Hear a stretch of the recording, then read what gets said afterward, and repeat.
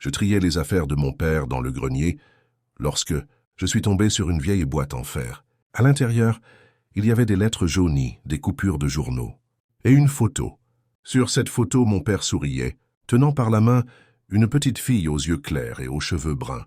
Un frisson m'a traversé. Cet enfant ne me ressemblait pas, mais dans son regard, il y avait quelque chose de familier. En descendant, j'ai tendu la photo à ma mère. « C'est qui sur cette photo ?» ai-je demandé. Elle a baissé les yeux, comme si elle cherchait une échappatoire. Puis, après un long silence, elle a murmuré « Ta sœur !» J'ai cru que j'avais mal entendu. « Ma quoi ?»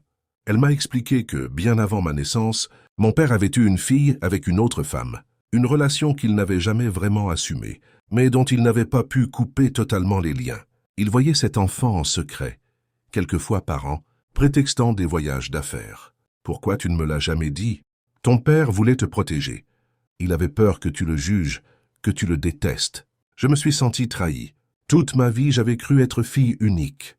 Toute ma vie. On m'avait caché que, quelque part, il y avait une sœur de mon sang. J'ai décidé de la chercher. Ce ne fut pas difficile. Les réseaux sociaux font tomber bien des murs. Quand j'ai vu son profil, j'ai eu l'impression de me regarder dans un miroir, avec quelques années de moins. J'ai hésité pendant des jours avant de lui envoyer un message. Finalement, je me suis lancé. Je crois que nous avons le même père. Elle m'a répondu le lendemain. Elle savait.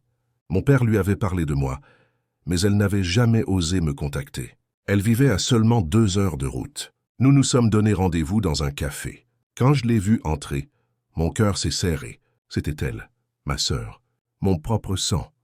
Et en la serrant dans mes bras, j'ai compris que, peu importe les années perdues, il n'était pas trop tard pour construire quelque chose.